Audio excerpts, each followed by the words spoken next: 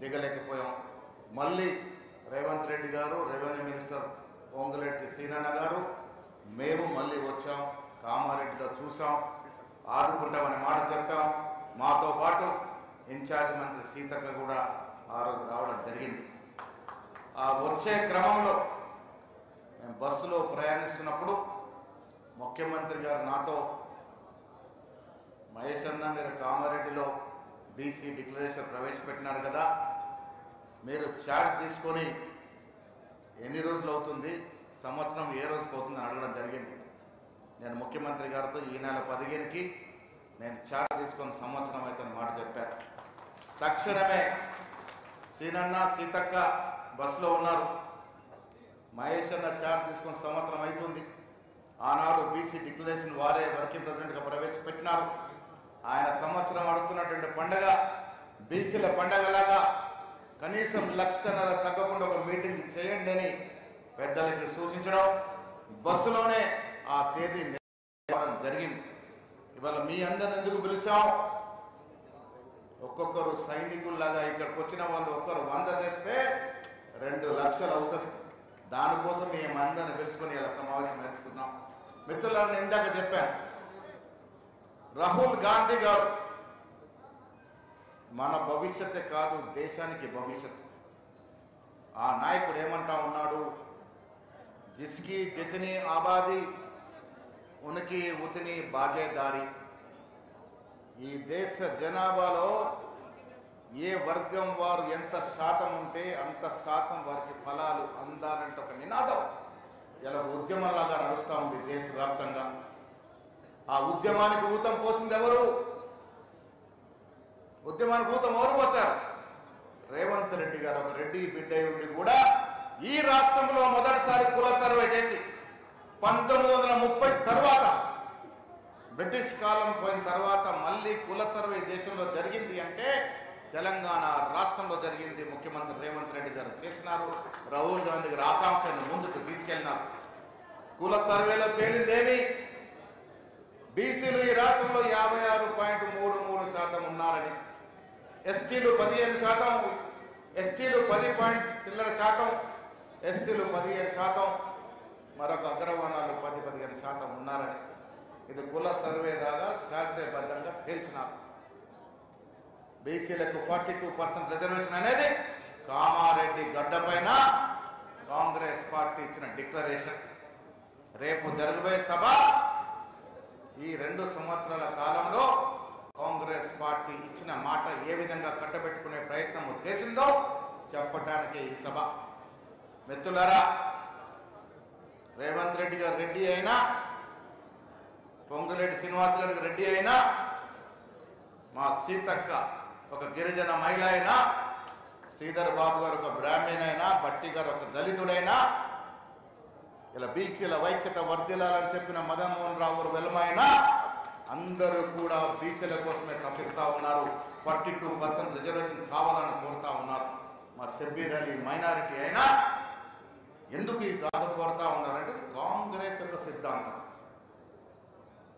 రెడ్డి అయినా, వెలమ అయినా, ఎస్సీ అయినా, ఎస్టీ అయినా కాంగ్రెస్ మూల సిద్ధానికి కట్టుబడి ఉంటాం కాబట్టే ఇలా పొన్నం ప్రభాకరో, సురేఖనో, మా మక్తల్ శ్రీయారో, ఆది శ్రీనివాసో కాదు, దీనికి మద్దతునిస్తుంది సుదర్శన్ రెడ్డి గారు ఇస్తా ఉన్నారు, భూపతి రెడ్డి గారు ఇస్తా ఉన్నారు, మా కళా శ్రీనివాస్ గారు ఇస్తా ఉన్నారు, వెర్మ బుర్జు గారు ఇస్తా ఉన్నారు, మా లక్ష్మీకాంత్ రావు గారు ఇస్తా ఉన్నారు.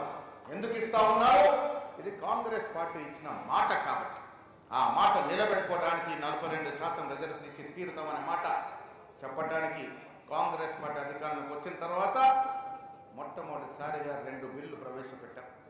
ఒకటి స్థానిక సంస్థలు 42% ఇస్తూ, మరొకటి విద్యా ఉపాధి 42% ఇస్తూ. ఎక్కడ ఆగింది మిత్రులారా? ఎవరు ఆపుతున్నారు? చట్టం కాకుండా ఎవరు ఆపుతున్నారు? బీజేపీ నాయకులు ఆపుతున్నారు. బిడ్డలారా, మీ భర్తం పట్టడానికి రేపు కామారెడ్డి సభ. మీ భాగవతం బయట పెట్టడానికి కాంగ్రెస్ సభ.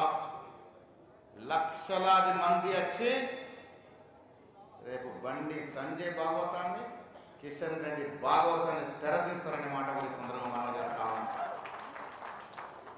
కోటి దాకా వచ్చిన కూడిని తలదంటారా మీరు? ఇలా కాంగ్రెస్ పార్టీ మూల సిద్ధాంతంలోనే ఉంది లౌకికవాదం, కులాలకు అతీతంగా పని చేయాలని. నేను కరీంనగర్ సభలో చెప్పిన, బీజేపీ నాయకులంటే దేవుడి పేరిట ఓట్లాడుకునే బిచ్చగాళ్ళు అని. మళ్ళీ చెప్తా ఉన్నా,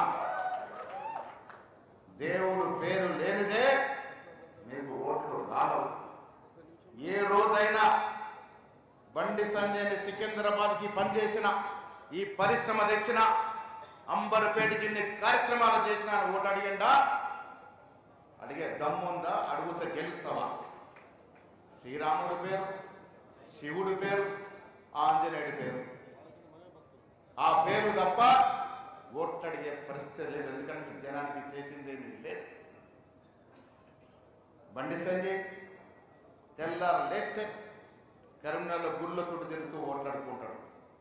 అరే మేము కూడా పూజలు చేస్తాం. నిన్న గణేష్ నిమజ్జనంలో పాల్గొన్నాం.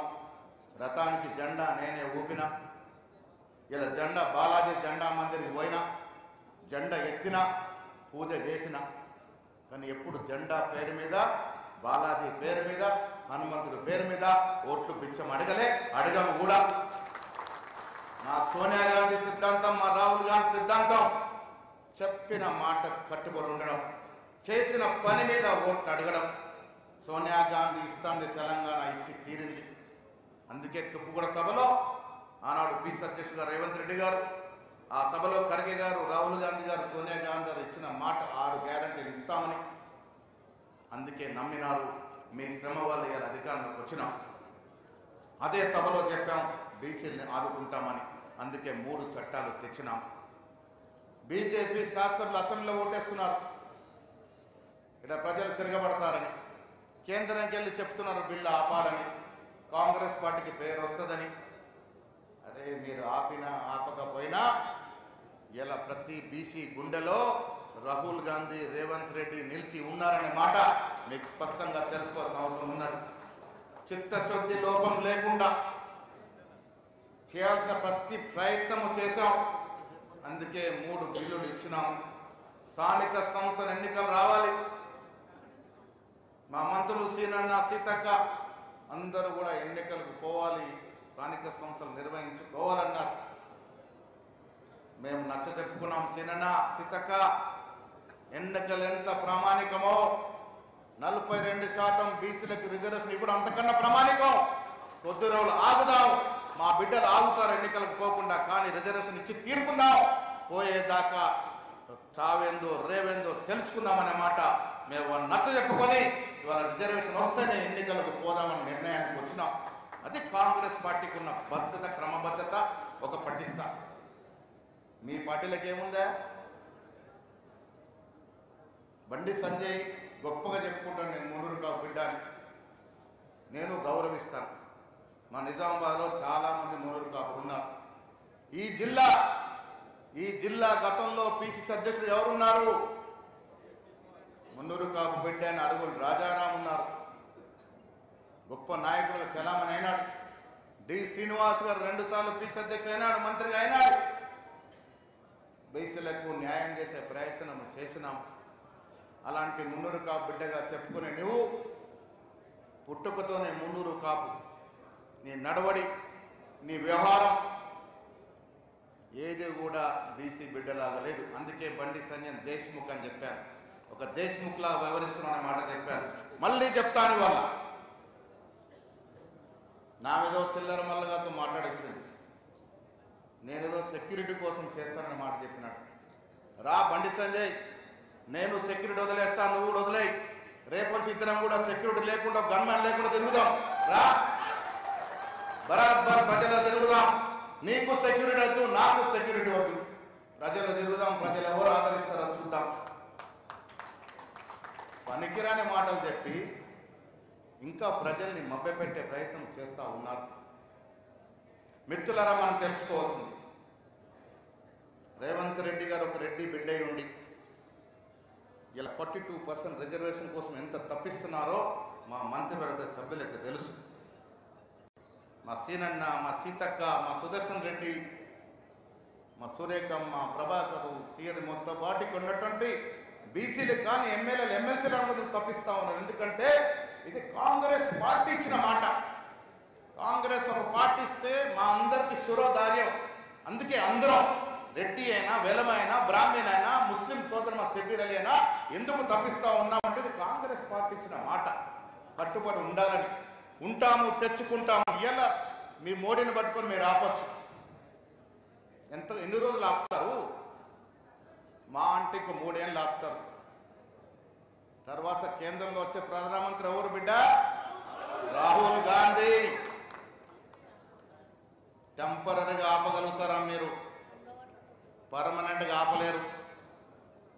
బాజాప్తా 42% రిజర్వేషన్ రేవంత్ రెడ్డి గారి నాయకత్వంలో రాహుల్ గాంధీ గారి యొక్క ఆలోచన మేరకు తెచ్చుకొని తీరుతాము. మీ యొక్క వ్యవహారం, మీ ద్వంద్వ వైఖరి, మీ దొంగ ఆట రేపు 15న జరిగే కామారెడ్డి బహిరంగ సభలో యావత్ తెలంగాణకి తెలియజేస్తాం. బండి సంజయ్ దొంగాట, అరవింద్ డి శ్రీనివాస్ కొడుకు, ఆయన మాట్లాడేటప్పుడు బీసీల గురించి. ఈటెల రాజేందర్ జీవితాంతం బీసీల కోసం రాజకీయం చేసిన మాటలు చెప్పుకుంటాడు. ముఖం చాటేసుకుని తిరుగుతున్నాడు, ఎక్కడ మాట్లాడలేదు. కిషన్ రెడ్డి వ్యతిరేకించిండు, రామచంద్రరావు వ్యతిరేకించినట్టు ఒక మాట. అరే బీసీ బిడ్డలను మీరెందుకు వ్యతిరేకిస్తున్నారు? మాది గొప్పతనం. మా పార్టీలు అన్ని కులాల వారు, అన్ని మతాల వారు సమర్థిస్తూ ఉన్నారు. దీన్ని మీకు చేత కాక ఇంట్లో కూర్చుంటా ఉన్నారు. మోడీని ఒప్పించలేకపోతా ఉన్నారు, అమిత్ షాను ఒప్పించలేకపోతా ఉన్నారు. మళ్ళీ ఇవాళ కామారెడ్డి వేదిక నేను బండి సంజయ్ కేంద్రంలో మంత్రిలో ఉన్నావు, నీకు ఛాలెంజ్ చేస్తా ఉన్నా. నిజంగా బీసీ పౌరుషం నీకుంటే నువ్వు ఇక్కడ ఒప్పించుకుంటావా, కేంద్రంలో ఒప్పించుకుంటావా, మోడీకి ఒప్పించుకుంటావా, బతిలాడతావా, కాళ్ళు కట్టుకుంటావా? మేము చేసిన చట్టాలకి చట్టబద్ధ విధంగా ప్రయత్నం చెయ్యు. వారు చేస్తే ఒక రోజులో చట్టబద్ధత వస్తుంది. వాళ్ళ ఆపుతుంది వాళ్ళే. 2 బిల్లులు, 1 ఆర్డినెన్స్లు కేంద్రంలో ఆపుతా ఉన్నారు. వాళ్ళకి చిత్తశుద్ధి ఉండి బీసీల ప్రేమ ఉంటే 1 రోజులో చట్టమవుతుంది. మిత్రులారా, మీరు చేస్తలేరు కాబట్టి, మీ భాగవతం బయట పెట్టాలి కాబట్టి, మీ బట్టలు ఊడదీయాలి కాబట్టే రేపు కామారెడ్డి సభ లక్షలాది మంది మధ్యలో మీ భాగవతం బయట పెడతామనే మాట కూడా సుందరం మనవి చేస్తా ఉన్నాను. మోడీ బీసీ అని చెప్పుకుంటారు, మా రేవంత్ రెడ్డి గారు బాగా చెప్తారు. మోడీ అనేవాడు టెక్నికల్గా బీసీ అని. ఆయన పుట్టుకతో బీసీ కాదు. ఆయన అగ్రవర్ణంలో పుట్టిన తర్వాత ఆ ప్రభుత్వం ఆ కులాన్ని బీసీలో చేరిస్తే టెక్నికల్గా బీసీ అయినాడని. అందుకే కాబోలు బీసీల మీద ప్రేమ లేదు. మాదట్ల కాదు సుమా. మాటిస్తే మాట నిలబడే ప్రభుత్వం, మాట నిలబడే పార్టీ. అందుకే రేపు కాంగ్రెస్ పార్టీ ఆధ్వర్యంలో 15న కామారెడ్డిలో కేంద్రంపై శంకారాము ఇదే విధంగా సమర బేరి నిర్వహించబోతా ఉన్నాం.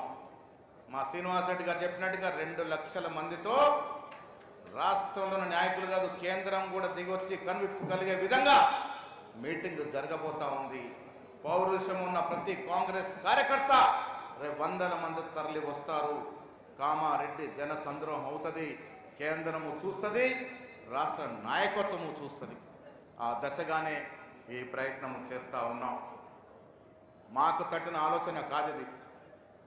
బస్సులో వస్తుంటే ముఖ్యమంత్రి రేవంత్ రెడ్డి గారు తట్టిన ఆలోచన. వారి సలహా మేరకే ఇవాళ పొంగులేటి శ్రీనివాసరెడ్డి గారు, సీతక్క గారు ఇక్కడికి వచ్చినారు. మీ అందరితో మాట్లాడి మీటింగ్ ఏ రకంగా చేసుకోవాలో చెప్పడానికి. వారితో పాటు మా మిత్రులు ప్రభాకర్ గారు, సురేఖ్ గారు, శ్రీహరి గారు, శాసనసభ్యులు, శాసనమండలి సభ్యులు, చైర్మన్లు అందరు ఏకమై ఎందుకు వచ్చినారు? ఇక్కడ కనువిప్పు కలిగే విధంగా మీటింగ్ ఉండాలి. మోడీ, అమిత్ షా ఆరా తీయాలి. బండి సంజయ్ ఏంది ఆ మీటింగు, ఏం చేస్తున్నారు మీరు, అసలు కథ ఏందో అడగాలి. కిషన్ రెడ్డిని అడగాలి, ఆరా తీయాలి. ఆ దశగా మన మీటింగ్ ఉండాలనే మాట ఈ సందర్భంగా నేను మనవి చేస్తా ఉన్నాను. కాంగ్రెస్ పార్టీ అందరి పార్టీ, అన్ని వర్గాలు, అన్ని మతాలు, అన్ని ప్రాంతాలను సమానంగా చూసే పార్టీ. అందుకే మిత్రులారా, 15న కామారెడ్డిలో జరిగే బహిరంగ సభ బీసీల కోసం ఒక మలుపు తిప్పే సభ. ఆ సభ విజయవంతమైన రీతి చూస్తే బీజేపీ నాయకులు మెట్టు దిగక తప్పదని అనిపించే సభ. అది కామారెడ్డి ఉమ్మడి నిజామాబాద్ జిల్లాలోనే ముఖ్యమంత్రి గారు చెప్పాను. కామారెడ్డి నేను హెలికాప్టర్స్ చెప్పాను. కామారెడ్డి ఉమ్మడి నిజామాబాద్ జిల్లా ఒక ప్రముఖ స్థానం ఉన్న పట్టణం. మేము చిన్న ఉన్నప్పుడు ఇక్కడ కాలేజీలు, డైరీ, ఫారెస్ట్రీ, ఫిషరీ, ఎడ్యుకేషన్కు హబ్గా ఉన్నటువంటి ప్రాంతం, రాజకీయంగా చైతన్యవంత ప్రాంతం. ఈ ప్రాంతంలో బహిరంగ సభ అంటే యావత్ రాష్ట్రానికి ఒక పిలుపునిచ్చే సభగా ఉండబోతా ఉంది ఈ సభ అనే మాట కూడా ఈ సందర్భంగా మనవి చేస్తా ఉన్నాను. రేవంత్ రెడ్డి గారి ఈ 2 ఏళ్ల పాలన మీరు చూసినారు. అభివృద్ధి కానీ సంక్షేమం కానీ ఇచ్చిన మాట ప్రకారం పోయిన బీఆర్ఎస్ నాయకుడు అప్పుల పాలు చేసిపోయిండు. మన నిజామాబాద్ జిల్లాలో మీటింగ్ పెట్టుకొని మన కోడలు కవిత గురించి 2 మాటలు మాట్లాడుకోవాలి. మన జిల్లా కోడలు కవితమ్మ, జిల్లా కోడలుగా అభిమానిస్తాం. కానీ లిక్కర్ రాణిగా ఆమె తెచ్చిన చెడ్డ పేరు జిల్లా అంతా కూడా బాధపడే విధంగా ఉందనే మాట కూడా మనవి చేస్తా ఉన్నాను. ఇవాళ వారు జరిగిన అవినీతి గురించి చెప్తా ఉంది. చాలా సంతోషం. మీ అందరికీ మేము వేదిక పైన అందరం చెప్తూనే ఉన్నాం. 10 ఏళ్లుగా టీఆర్ఎస్ నాయకులు ఈ రాష్ట్రాన్ని దోచుకున్నారు, మన సొమ్మును దోచుకున్నారు, కాళేశ్వరం పేరిట దోచుకున్నారు, భూముల పేరిట దోచుకున్నారు, ఐటీ పేరిట దోచుకున్నారు అనే మాట చెప్తే అక్కడక్కడ ఒక 25% మంది నమ్మలే. కాంగ్రెస్ వాళ్ళు చెప్తారో కొంత నిజం ఉండొచ్చు అనుకున్నారు. కానీ కవిత గారు, కేసీఆర్ కూతురు గారు సాక్షాత్ ప్రెస్ మీట్ పెట్టి మేము దోచుకున్నామనే మాట రూపిడి చేసింది. 10 ఏళ్ళు లూటీ చేశామనే మాట చెప్పింది. మా బావ, మా అన్న, మా తోడబుట్టిన అందరం కలిసి దోచుకున్నామనే మాట చెప్పింది. ఎందుకు బయటపడింది? వాటాల్లో తేడాలు వచ్చి బయటపడింది. ఆమె బాధ అంతా దోచుకున్న సంపాదనలో ఎక్కువ వాట నాకు, మా కేటీఆర్ అన్నకు రావాలి, కానీ మాకన్నా ఎక్కువ వాట హరీష్ రావు, సంతోషరావుకి ఎట్లా పోతుందని బాధ. ఆ వాటాల్లో తగాదనే ఇలా 4 ముట్టలై బయటపడ్డారు. ఒప్పుకుంది కేసీఆర్ బిడ్డ కవిత, ఒప్పుకుంది మేము దోచుకున్నాం ఈ రాష్ట్రాన్ని అనే మాట ఒప్పుకుంది. నేను పత్రికా సమావేశం చెప్పాను. కవిత గారు సంతోషం ఇవాళ ఒప్పుకున్నారు, రాజీనామా చేశారు, మంచిదే. కానీ ఈ మాట ఒక 5 ఏళ్ల కింద ఉంటే, వారు అధికారులు ఉన్నప్పుడు ఈ మాట ఉంటే, నాయన మా బావ, మా అన్న ఈ రాష్ట్రాన్ని దోచుకుంటారన్న మాట ఒక 5 ఏళ్ల కింద చెప్తుంటే ఇలాంటి వేదికల మీద పిలిచి సన్మానం చేసేవాళ్ళం. అంతా అయిపోయి దోచుకుందంత పంచుకొని లూటీ చేసి కాళేశ్వరం ప్రాజెక్టు కొట్టుకపోయి మేడిగడ్డకు బీటలు వారి అంతా అయిన తర్వాత ఇవాళ లెక్కలు చెప్తుంది మహారాణి. నిజంగా కూడా 5 ఏళ్ల కింద నువ్వు ఎదురొచ్చి బయటపడి చెప్పుంటే రాష్ట్ర ప్రజలు నిన్ను అంగీకరించేవారు. ఇలా వాటల్లో తేడా వచ్చి 10 ఏళ్ళు దోసుకొని అంతా ఖాళీ కూలినంకి ఇలా బయటకు వచ్చి చెప్తే నీ చెప్పే మాటలకి పసలేదు. నాకు పెద్ద అనుమానం ఇది కూడా కేసీఆరే ఆడిస్తున్న డ్రామానేమో అని. పొంగిరెడ్డి సీనన్న చెప్తా ఉండే, కాళేశ్వరం మీద ప్రజలు 90% ఇలా అవినీతి జరిగి నమ్ముతున్నటువంటి వేళ ఆ పరిస్థితి నుంచి ప్రజల దృష్టి మళ్లించడానికి కుటుంబంలో తగాదా పెట్టుకొని నటిస్తున్నారేమో నాకు ఇప్పటికీ అనుమానమే. ఇంకేదో రోజున కవిత అయిపోయింది రా అంటే ఈమె బోధ వెనక్కి పోదా? హరీష్ రావు మరదల ఏదో అయిపోయింది రా జగన్గా అంటే పోదా? బయట ఉంటుందా? పోకుండా కుటుంబం అంతా దొంగల మూట రాష్ట్రాన్ని దోచుకొని వాళ్ళు వాటాలు ఎవరికి వారు ఈ రాష్ట్రాన్ని మరొక్కసారి ఏలుకుందామని. మిత్రులారా, నాకు తెలిసినంత వరకు నేను కూడా 30-40 రాజకీయాల్లో ఉన్నా. ఒక రీజనల్ పార్టీ ఇంత దోచుకొని అత్యంత తక్కువ సమయంలో ఈ దేశ చరిత్రలో అత్యంత ఎక్కువ దోచుకున్న రాజకీయ కుటుంబం ఏదైనా ఉంది అంటే కేసీఆర్ కుటుంబమే. ఎందుకంటే సమయం చాలా తక్కువ, 10 ఏళ్ళు వాళ్ళు పాలన చేసింది. 10 ఏళ్లలో ఒక 40 ఏళ్ళు ముఖ్యమంత్రి చేస్తే ఎంత దోచుకోవచ్చు అంత దోచుకున్నారు. అంత దోచుకున్న పార్టీ ఇలా బజార్లో పడి కొట్టుకుంటా ఉంటే మళ్ళీ వాళ్ళకి రాజకీయంగా ఆదరిస్తామో మనము? ఈ రాష్ట్ర ప్రజలు ఆదరిస్తారా? మళ్ళీ చేరదీస్తారా? నేను ఏడాది ముందు చెప్పిన, రానున్న రోజుల్లో రాజకీయ ముఖ చిత్రంలో టీఆర్ఎస్ పార్టీ ఉండదు కాక ఉండదనే మాట చెప్పా. అప్పటికి తగాదాలు లేవు, అన్న చెల్లెల కొట్లాట లేదు, బావ మరదళ్ళ కొట్లాట లేదు. అప్పుడే చెప్పిన టీఆర్ఎస్ పని అయిపోయింది, ఈ రాష్ట్ర రాజకీయ ముఖ చిత్రంలో టీఆర్ఎస్ ఉండదనే మాట చెప్పా. ఇవాళ అదే జరుగుతూ ఉంది. ఇంకా వాళ్ళ గురించి ఎక్కువ మాట్లాడటం వేరు.